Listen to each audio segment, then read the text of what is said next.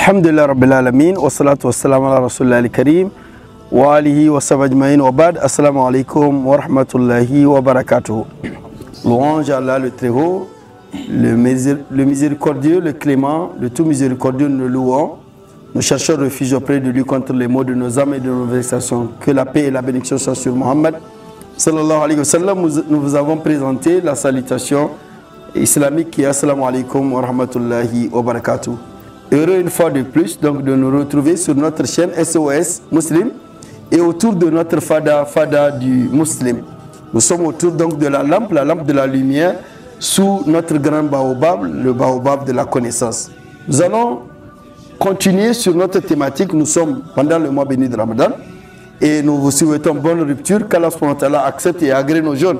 Nous allons parler de la thématique du jeûne. Nous avons parlé de ce que c'est que le jeûne et ce que c'est que l'abstinence du musulman par rapport au jeûne. Nous allons aujourd'hui parler des catégories de jeûneurs et de comment se fait le jeûne. Nous savons très bien que le jeûne, c'est de s'abstenir de boire et de manger et d'avoir des rapports charnels, des rapports intimes, avec intention de le faire avec adoration, de la sortie du Fajr jusqu'au coucher du soleil. Si vous remplissez ces conditions-là, on dit dans la charia que vous avez jeûné. Donc le jeûne du mois béni de Ramadan doit être comme ça. Vous ne pouvez pas jeûner et venir faire la rupture à midi et dire que vous jeûnez. Vous ne pouvez pas jeûner sans prendre l'intention de le faire pour Dieu. Vous ne pouvez pas jeûner et dire que vous ne buvez pas, vous ne mangez pas, mais vous allez avoir des rapports avec votre femme. Donc vous voyez, pour que ça soit jeûne, il va falloir nécessairement respecter et donc toute cette dimension pour le jeûne, pour que ça soit appelé jeûne. Nous avons aussi dit dans notre thématique que le jeûne commence avec l'arrivée du mois béni de Ramadan. Maintenant, qui doit jeûner et qui ne doit pas jeûner? Il y a trois grandes catégories de jeûneurs.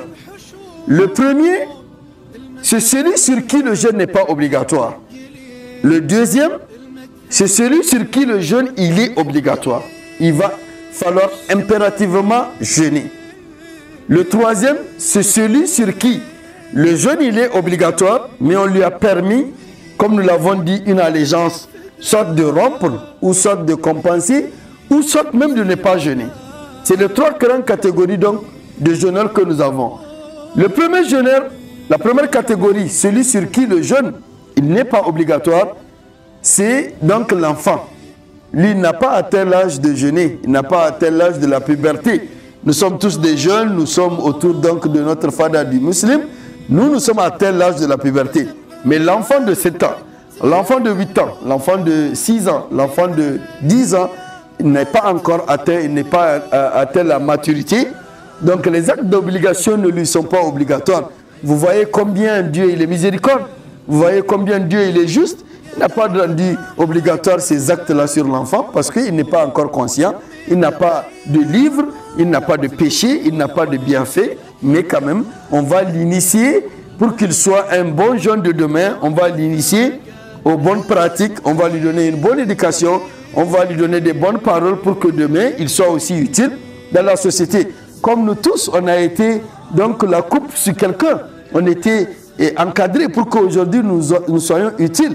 Et peut-être encore plus loin, dans 10 ans, dans 15 ans, on va avoir parmi vous des imams, on va avoir parmi vous des techniciens, des caméramans. Donc vous voyez, donc on est en train de vous encadrer et pour que vous soyez un meilleur, pour que le demain soit encore plus meilleur. Donc le jeûne, l'enfant, le jeûne ne lui est pas obligatoire. Donc voilà la première catégorie de groupes sur lesquels le jeûne n'est pas obligatoire.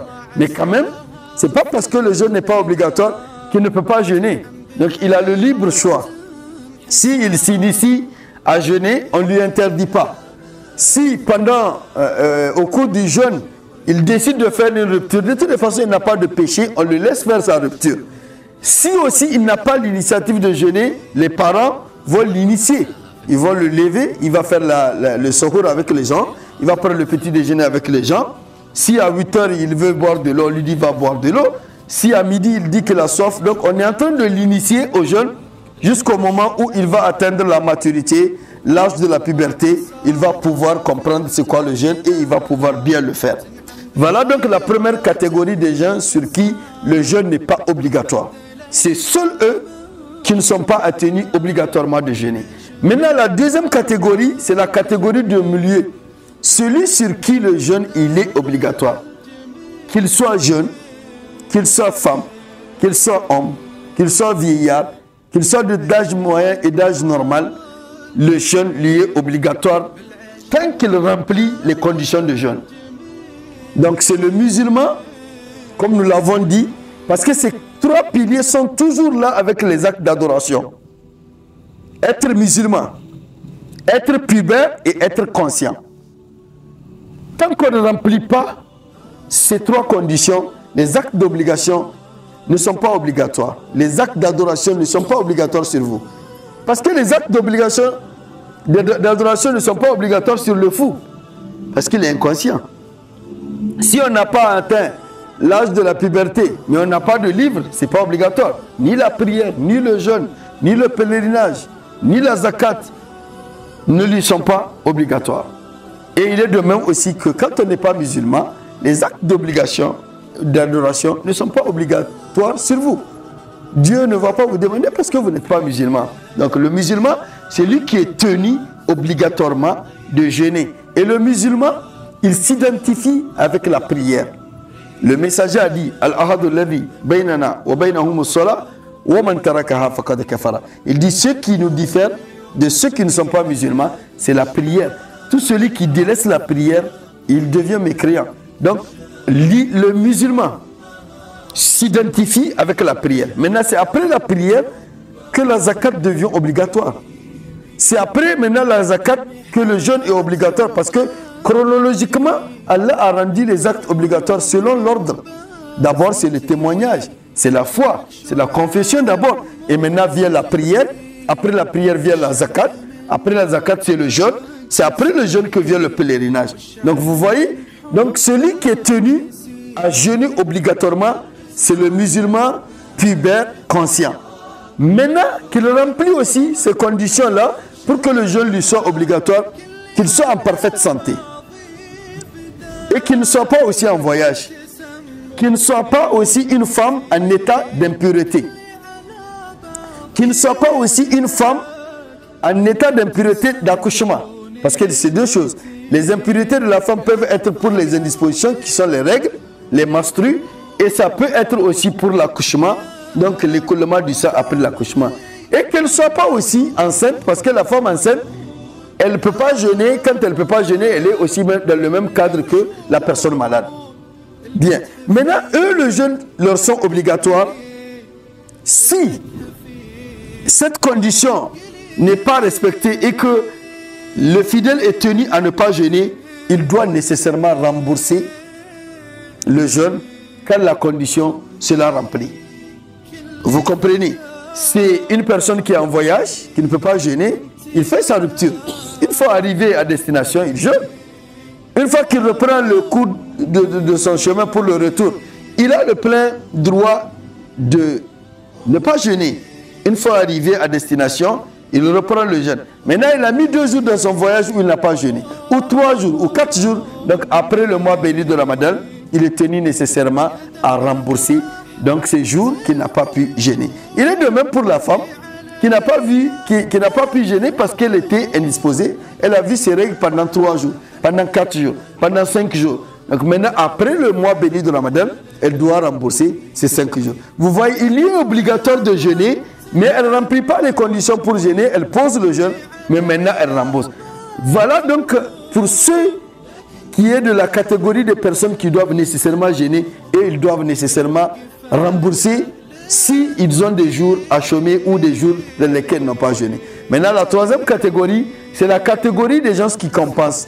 C'est les vieillards, ceux qui ne peuvent pas jeûner, les malades chroniques, ceux qui ont une maladie qui ne leur permet pas de jeûner.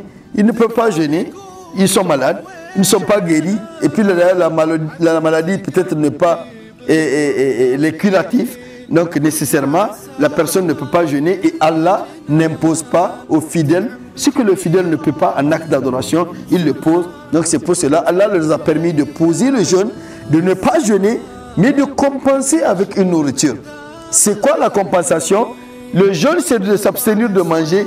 On vous demande de faire manger un miskin, celui qui n'a pas les moyens, en guise de sadakat. Donc si vous lui donnez une nourriture, un plat qui peut le nourrir, jusqu'à ce qu'il soit rassasié, vous avez compensé une journée. Donc c'est pour cela qu'on le donne en céréales non préparées et on peut le donner en plat préparé aussi. Il est de même pour la femme qui ne peut pas jeûner parce qu'elle est enceinte, elle ne peut pas rembourser, elle ne peut pas jeûner. Donc on lui a permis de compenser. Une année elle a allaité, une année elle est en grossesse, une année elle a encore accouché. Il y a 3-4 années elle n'a pas jeûné, elle compense.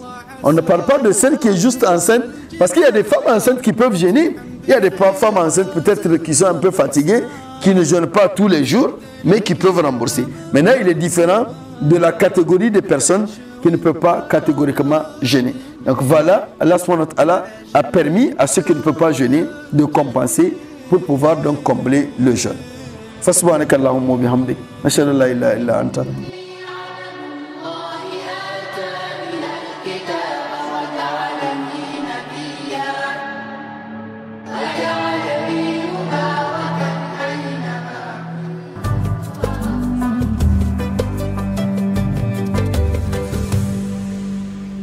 Assalamu alaikum wa rahmatullahi wa barakatuh. Je suis Imam Ben Salah, imam de la mosquée le vendredi Zul Nourayn de la cité chinoise. Retrouvez-moi, Inch'Allah Ta'ala, tous les vendredis sur SOS Muslim TV à 9h30, Inch'Allah Ta'ala. Jumu'ah Mubarak. Très bon vendredi à nous et à tous et à toute la Ummah dans la paix du Très-Haut. Assalamu alaikum wa rahmatullahi wa barakatuh.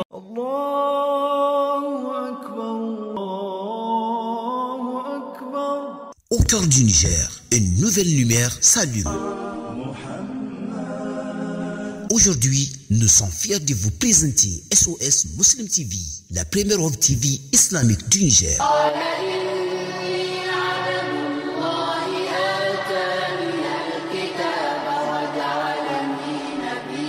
SOS Muslim TV vous propose des cours du Coran et tajwid, des émissions sur la vie des prophètes sallallahu alayhi wa sallam et l'histoire de l'islam, des programmes pour toute la famille, des plus jeunes aux plus âgés. SOS Muslim TV disponible dès maintenant sur tous vos écrans. Abonnez-vous, connectez-vous et laissez la lumière guider votre chemin. SOS Muslim TV, l'islam ici et maintenant.